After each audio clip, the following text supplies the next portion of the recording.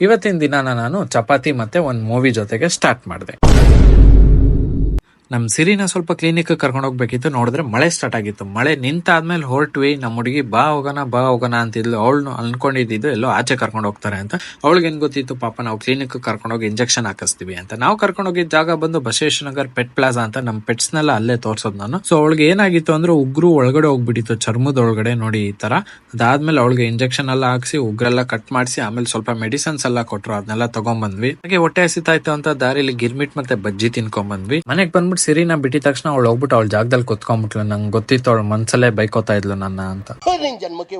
ಸ್ವಲ್ಪ ಏನೋ ಐಟಮ್ ಬೇಕಾಗಿತ್ತು, ಅದನ್ನ ಹುಡ್ಕೊಂಡು ಸ್ವಲ್ಪ ಆಚೆ ಹೋಗಿದೆ. ನೋಡಿದ್ರೆ ಆ ಐಟಮ್ ಕೊನೆಗೂ ಸಿಕ್ಲೇ ಇಲ್ಲ ನನ್ಗೆ. ನಮ್ ವಿನಿಗೆ ಏನೋ ಹೊಸ ಹೆಸರಿಕ್ಕಿದೀವಿ. ಏನ್ ಗೊತ್ತಾ?